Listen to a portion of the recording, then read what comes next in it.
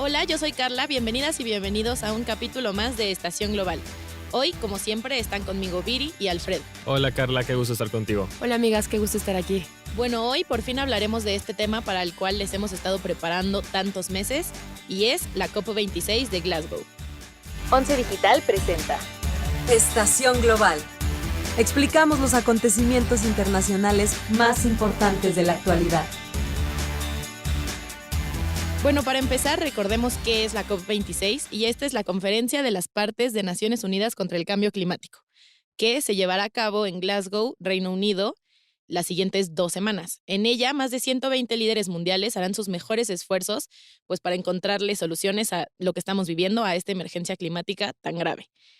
Alok Sharma, que es el presidente de la conferencia, pidió que todos desterren a los fantasmas del pasado y le echen muchísimas ganas para llegar a acuerdos que tengan pues ya un impacto muy significativo en reducir las emisiones, porque el tiempo se nos está acabando. Justo antes de que empezara la COP, el pasado 31 de octubre, se reunieron los líderes del G20 los últimos 2 días, el 30 y el 31 de octubre.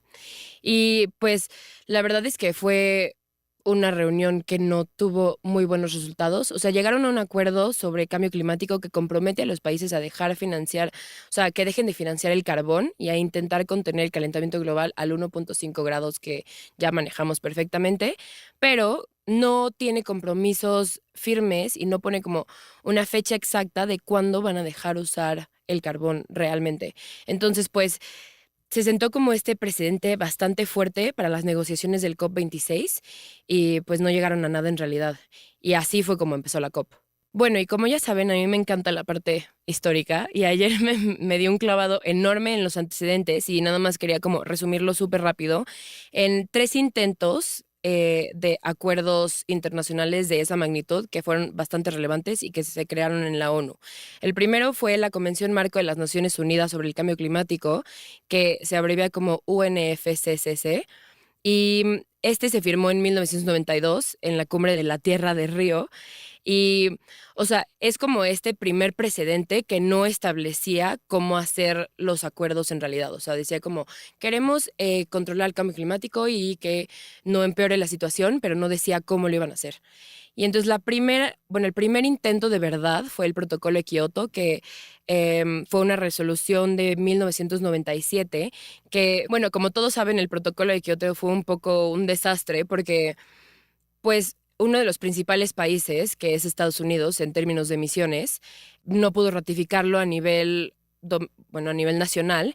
Entonces, pues como que a las personas netas se les empezó a hacer súper irrelevante y no siguieron en realidad los acuerdos cuando esos entraron en vigor en el 2005, que fueron 8 años después y que los países dijeron como de, pues va. O sea, ya no le hicieron caso. Y entonces el tercer intento, que en realidad es como el verdadero, es el Acuerdo de París, que es del que tanto hemos hablado, que se firmó en 2015. Y entonces este acuerdo se llegó a este acuerdo durante la COP21 en París, por eso se llama Acuerdo de París, y fue la primera vez que tanto los países desarrollados como los países en vías de desarrollo acordaron limitar los gases del efecto invernadero para mantenerse dentro de los límites de temperatura establecidos. Básicamente tiene como 2 planteamientos que son lo principal. El primero es limitar el calentamiento global a menos de 2 grados centígrados dentro de este milenio. Sí, o sea, como a comparación ¿Siglo? de la temperatura preindustrial, ¿no? Ajá, Ujú. exacto. Y dentro de ese marco, o sea, de mantenerse menos de los 2, es hacer todo lo posible para que nos mantengamos en realidad abajo del 1.5 o como límite el 1.5, porque según diversos estudios, arriba del 1.5 es cuando empiezan a pasar desastres Sí, naturales empieza como a enormes. desaparecer. Exacto, como la tierra y Ujú. inundaciones y sequías y pues todo lo que ojalá no nos toque ver. Pero ya hemos visto poco a poquito. Sí, más este año. Y alrededor de esto se han creado bastantes expectativas, porque en realidad la COP26 no es una COP normal, porque, bueno, como todos sabemos, el año pasado por COVID-19 se aplazó la COP y pues la 26 tenía que haber sido el año pasado. Y entonces, como se cumplían 5 años desde el Acuerdo de París, el Acuerdo de París tiene este mecanismo que, si lo traduces, se traduce como mecanismo de trinquete, y en inglés se dice ratchet mechanism, que en realidad es este mecanismo por el cual las naciones cada 5 años tienen que volver a presentarse ante la COP y plantear sus contribuciones determinadas a nivel nacional, que se abrevian como NDC, que son como estos objetivos a corto, mediano plazo, es decir, dentro de los próximos 5 años, que cada vez que vayan a ponerlos tienen que ir aumentando. Y esto es algo súper diferente a comparación de Kioto, por ejemplo, porque Kioto lo que estableciera como un objetivo global de reducción de emisiones y de ahí lo dividía entre países. Y entonces, cuando empezaron a hablar sobre el Acuerdo de París, lo que querían hacer era que cada gobierno ofreciera la reducción de emisiones que ellos consideraran como, pues, factibles. Posible. Ujú. Ajá. Y lo que pasó es que, tomando las reducciones que cada quien consideró factibles, se iba a provocar un calentamiento catastrófico de arriba de 3 grados centígrados. Y entonces lo que pasó es que pusieron este límite, el de 2 grados y 1.5, y a partir de ahí, los países tienen que ir dando sus contribuciones determinadas a nivel nacional, considerando como este objetivo global. Pero no es algo que tengan que hacer Todos por igual, ¿no? Ajá, exacto. Como que cada país va decidiendo con este objetivo en mente. Y eso creo que ha causado como mucha controversia porque precisamente varias declaraciones de países en desarrollo, principalmente India ahorita en la COP26, han sido pues bastante pues egoístas en ese sentido de decir como, a ver, yo soy un país en desarrollo y no tengo las posibilidades que tienen los países ricos para reducir las emisiones de carbono porque además mi economía depende del carbón.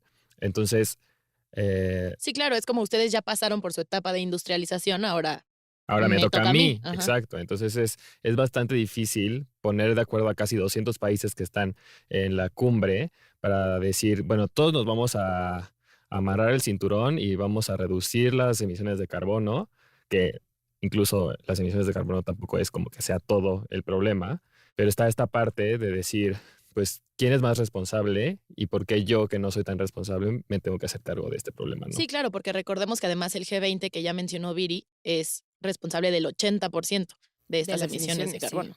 Sí, justo. Y también hay países que son bastante fuertes económicamente, como Australia, que están en contra de poner estos límites a las emisiones, lo cual... Lo cual me sorprende de los australianos. ¿Qué onda, Australia? ¿Te vas a inundar? Ajá, o sea, y además se van a morir todos tus arrecifes, Tus canguros. tu principal, tus playas, tu principal fuente de turismo, o sea... Sí, lo que argumenta ¿cómo? Australia es que su economía está muy basada en el carbón y que no está dispuesto a dejarlo ir ahorita. Pero es algo que se tiene que cambiar. Precisamente estaba viendo que se llegó a un acuerdo sobre, y puede ser como el primer acuerdo de ejemplo que se ha generado en la COP, que tiene que ver con Sudáfrica. O sea que Sudáfrica va a recibir 3 billones de libras, o sea que son aproximadamente como 6 millones de dólares. No, millones, no, billones, perdón. 6 billones de dólares para dejar de producir y que su economía ya no dependa tanto del carbón para el 2030. Entonces, se está llegando como a estos pequeños acuerdos dentro de esta conferencia que pues posiblemente, como dices, puedan llegar a como englobar todas estas emisiones que se tienen que Disminuir. Sí, que disminuir. reducir. Ujú. Y ahora que tocas los acuerdos que ya se están firmando, precisamente leí que, bueno, varios líderes mundiales dijeron que las comunidades indígenas eran súper importantes porque eran las verdaderas protectoras de la biodiversidad de las tierras, entonces que había que voltearlas a ver y a cuidarlas muchísimo. Y para esto, Países Bajos y otros 17 donantes apoyarán estas comunidades con 1.470 millones de euros hasta el 2025. También sobre los acuerdos hay 2 que me llamaron mucho la atención que a la fecha ya se anunciaron, y el primero es que Estados Unidos y la Unión Europea anunciaron un compromiso global de reducción de las emisiones de metano, que es el gas de efecto invernadero que ha provocado más calentamiento en comparación con los demás después del dióxido de carbono. O sea, es un gas bastante preocupante y en realidad el recorte que tienen previsto es de 30% para 2030 en comparación con los niveles de 2020. Hasta ahora más de 100 países lo han firmado, pero China, que es el mayor emisor de metano, no ha Todavía dicho no. nada, ni Perfecto. tampoco Rusia ni India, que también Que producen cabe bastante destacar que metano. esto es porque a la COP no asistieron ni Xi Jinping, el presidente de China, ni Vladimir Putin, el presidente de Rusia. Entonces, Ni son como los Bolsonaro. dos grandes faltantes. Perfecto, Bolsonaro, qué sorpresa. Sí, no nos sorprende nada. Nada. Bueno, sobre otro acuerdo, también vi que ya firmaron uno para terminar con la deforestación para el 2030 y para tomar acciones que reviertan justamente como la degradación que se le ha dado a estos espacios forestales, por así decirlo. Bueno, este compromiso ya había sido firmado por países como Rusia, Brasil, China, Estados Unidos, etcétera, pero México no lo había firmado, lo cual llamó bastante la atención, pero tiempo después México dijo, no, sí, ya, todo bien, firmémoslo. Sí, que va muy en sintonía con como todo lo que está haciendo Andrés Manuel con Sembrando Vida, ¿no? Sí, O sea, exacto. ¿por qué no lo firmaría? No sé, Siento pero que es sí, algo sí, que no te afecta. pero dio un pequeño susto. Sí, estoy muy de acuerdo. Después, dentro de las contribuciones determinadas a nivel nacional, la que más llamó la atención fue la del primer ministro de India. Sí, fue algo súper sorpresivo la postura que dio India a través de su primer ministro Modi. Presentó un plan de 5 puntos sobre cómo India se iba a adaptar a la nueva realidad y responder a las emisiones que estaba teniendo. Y en general, lo más importante es que se comprometieron a que para el 2070 India iba a ser una economía de emisiones cero de carbón, Wow. lo cual es un plan muy ambicioso, pero la verdad es que es un plan un poco tardío. Como ya habíamos discutido aquí, las acciones que se tienen que tomar son para 2030, no para 2070. Y para 2030 se comprometieron a que el carbono bajara en 1,000 millones de toneladas. O sea, que iban a empezar gradualmente a dejar este tipo de producción para transicionar a energías limpias, lo cual fue bastante grato y fue uno de los mayores logros que se han tenido hasta el momento. Sí, sobre todo si lo comparamos con que el compromiso de llegar a las emisiones neta cero de China está 10 años antes, o sea, es en 2060. Entonces, pues, comparado con India, que es un país muchísimo menos industrializado, es bastante sorprendente que hayan tomado esa postura. Y solo para como aclarar, las emisiones neta cero no es que no emitan nada, sino que lo que sea que lo emitan, lo van a como balancear. Compensar. Ajá, lo compensan con otras formas de como limpiar el aire, como plantar árboles, literalmente. Sí, literal. Sí, también leí que uno de los principales retos que se tienen en la COP es también llegar a un acuerdo sobre financiamiento de nuevas tecnologías que no solamente reduzcan la emisión de carbono, sino que limpien el aire, o sea, literal que chupen todo Sí, el que ya hay, la pues. emisión que ya hay del aire para convertirla en pues, energía o en cualquier tipo de combustible que pueda ser pues, biodegradable y friendly con el ambiente. Amigable. Sí, gracias. Se me fue la palabra. Bueno, pasemos a la parte un poco más divertida, que es los... Chismecitos, literal. Sí, un poquito. Iba a decir un poco los discursos, pero Ah, ok. bueno, si queremos decirle chismes está bien. Y pues me gustaría empezar por el señor secretario de la ONU, secretario general, Antonio Guterres, que la verdad es que su discurso fue un poco rudo, siento. Dijo que las valoraciones optimistas sobre los avances que vemos como positivos en torno a cambio climático en realidad son una ilusión y exhortó a los 120 países, bueno, líderes que fueron, a elegir salvaguardar nuestro futuro y salvar a la humanidad. Es decir, o sea, dijo como, también lo de... Sí, o sea, dijo como de, a ver, hay que dejarnos de hacer tontos, literal. O sea, dejen de hacer compromisos que no van a cumplir. Entonces, como que se puso súper serio de que si vamos a llegar a un acuerdo es porque se van a llevar a cabo las acciones y no es pura cosa en papel que nunca se va a llevar a Súper cabo. necesario, la verdad. Súper Claro. necesario el regaño a todos los... Sí, el manazo. Pero es Sí. que Antonio Guterres siento que tiende a ser un poco más tibio y entonces si se ¿Crees? vio esta seriedad. Me No, encanta. pero en el Sí. tema de cambio climático siento que ya lleva un tiempo siendo bastante Sí, severo. ya habíamos hablado de otro Ujú. discurso que dio también, un poco Y justo pesimista. en este pero- lo retomaron un buen porque dijeron que él dijo que los países estaban tratando a la naturaleza como un retrete, por así decirlo. Y después el anfitrión, Boris Johnson, usó una analogía de James Bond y dijo que... Me encanta. Me encanta. Y muy ad hoc, ¿no? Ahorita con... Sí, vayan a ver la No película time to nueva. die, literal. Sí. Literal. Dijo que, o sea, comparar la situación en la que se encuentra el mundo como con James Bond intentando salvar al mundo de una bomba o algo así. Entonces dijo que la situación actual es esa, o sea, que la crisis climática actual estamos a punto de morirnos. Es o lo salvamos ahorita o nos morimos todos, literalmente. O sea, que si no tomamos el cambio climático en serio hoy, mañana será demasiado tarde para que alguien más se lo tome en serio. Después quería decir que David Attenborough, Sir David Attenborough, mi persona favorita en el mundo, fue a la COP. La verdad es que habló muy poquito, fueron como 3, 4 minutos, pero a ver, yo con el corazón de pollo que tengo lloré los 4 minutos. Y, o sea, pues fue el mismo discurso que tiene en sus documentales, que es como... deberíamos buscar una revolución industrial impulsada por innovaciones sostenibles y que los países deberían trabajar en conjunto para arreglar este problema.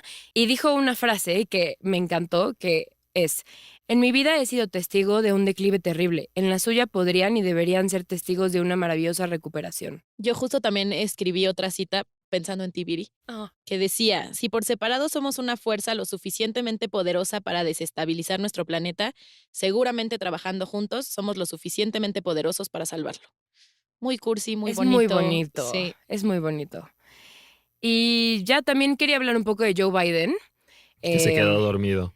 Sí, pero es que a ver, pobrecillo. A ver, lucha tú contra el sueño. Es dificilísimo.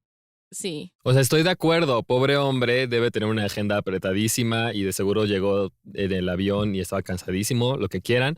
Pero Sí, claro, no es Siendo, la situación o para sea, quedarte dormido, eres el presidente de Estados Unidos, Ajá. pero Pero a lo ver, despertaron en súper rápido. pues sí, pero a ver, No sé. eres el presidente de Estados Unidos, sabes que estás en la mira todo el ¿pero has tiempo. tenido tú que luchar Todo el contra el tiempo. sueño en una clase? Pues sí, pero yo no soy el presidente de imposible, Estados pero Unidos. es imposible. ¿Has tenido tú que luchar contra el sueño después de venir del G20? Exacto. Lo explica, no lo justifica. No, estoy de No, acuerdo, la sí, verdad total. estoy de acuerdo. Y justo lo que él quería en esta COP es reafirmar que Estados Unidos tiene credibilidad en este tema, lo cual es un poco, pues no del todo cierto, porque tiene credibilidad de aquí a que se acabe el tiempo de Joe Biden como presidente, Sí, ¿sabes? porque De que los recordemos 4 que, años. 3 recordemos años. que Trump se había salido de los acuerdos de París y fue con Biden que regresaron, pero entonces, ajá. Exacto, o sea, depende mucho como de el humor en el que esté Estados Unidos en ese momento, dependiendo de la agenda de su presidente. Entonces, como que él dijo, queremos demostrar que Estados Unidos no solo ha vuelto a la mesa, sino que esperamos liderar con el poder de nuestro ejemplo. Y, o sea, sí le ha echado ganas en estos temas en los últimos ¿Meses? meses, ajá, pero pues no es tan confiable tampoco, porque aparte justo depende mucho de todo lo que pasa internamente en la política, o sea, como el protocolo de Kioto, que no fue ratificado internamente. Es lo mismo, o sea, dependemos mucho de el balance político dentro del país. Claro. Yo quería decirles que la verdad es que la COP26 me decepcionó un poquito en este sentido, que fue que Karine El-Ahrar-Harstein, ministra de Energía de Israel, no pudo participar en la cumbre porque el lugar no era accesible para las personas con alguna discapacidad. No pudo entrar, Sí, literal. durísimo. ¿En qué año estamos? Inaceptable. Inaceptable del gobierno Británico. británico. Bueno, a la COP26 también fueron personalidades como Greta Thunberg, Felipe Calderón, nuestro expresidente, y Jeff Bezos. Jeff Bezos declaró que desde que había ido al espacio se había dado cuenta que la Tierra era muy frágil y por lo tanto iba a dar $2,000 millones para esta lucha. Pero hasta ahí, o sea, no dijo a quién, para qué, nada. Y además llegó en jet privado, entonces No, pues wow, muy congruente. No me sorprende absolutamente no, nada. en lo absoluto. En el tema de México ante la COP, pues como saben, nuestro querido presidente no le gusta tanto salir del país, con eso de que solo ha salido una vez a Estados Unidos, y en su lugar mandó a María Luisa Albores, que es la titular de Semarnat, para representar a México. Sí, emitieron un comunicado sobre qué es lo que iba a tocar la delegación mexicana en términos de la COP. Y la verdad es que estuvo un poco decepcionante porque simplemente es un plan de 5 puntos en el que dicen, bueno, vamos a seguir con el programa Sembrando Vida para combatir la migración por temas de cambio climático, o sea, de los Sí, migrantes desastres, ¿no? climáticos y de Ujú. los desastres para apoyar a Centroamérica en este intento por ayudar a los países en desarrollo a que puedan mejorar sus emisiones, bla, bla, bla.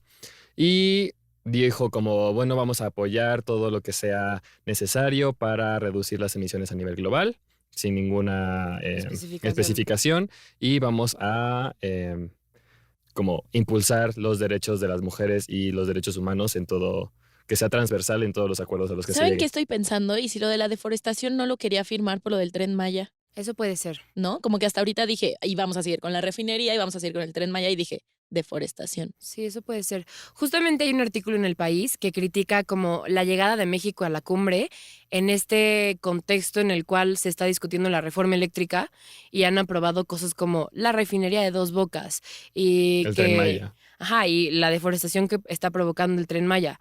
Y justo dice como México está llegando a la mesa con los acuerdos de la última COP o sea, pausados porque un juez los pausó y sin acuerdos nuevos. Sí, estamos atrapados hace 5 años y peor. Literalmente.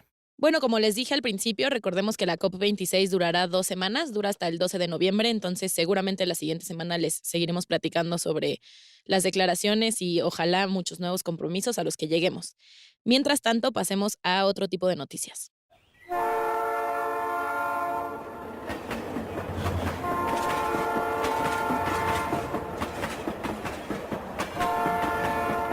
Yo les voy a contar que el día 1 de noviembre, el lunes 1 de noviembre, México asumió la presidencia del Consejo de Seguridad de la ONU.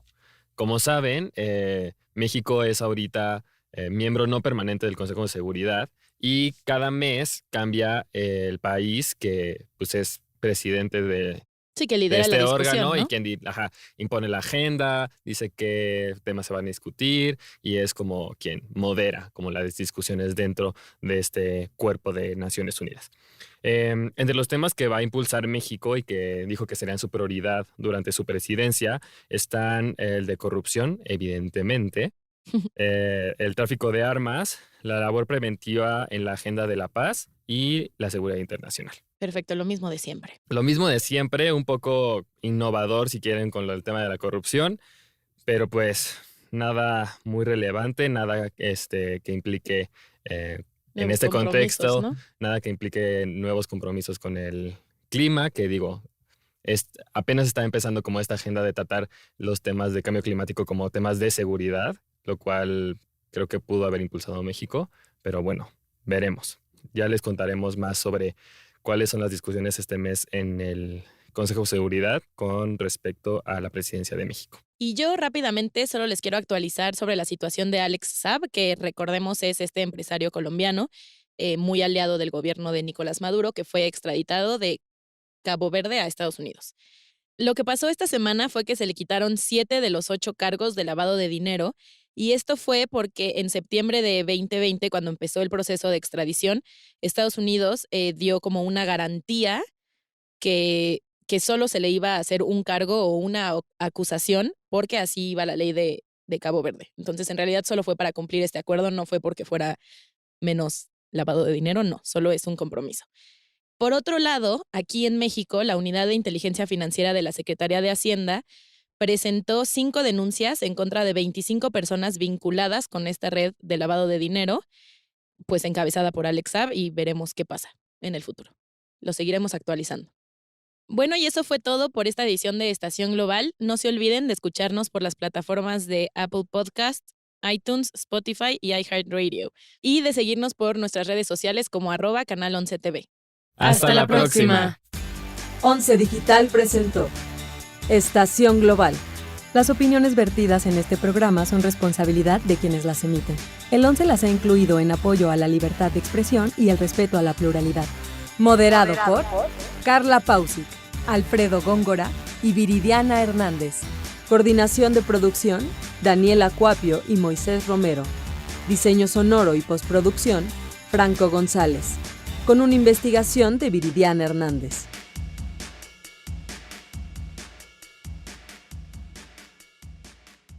11 Digital va contigo.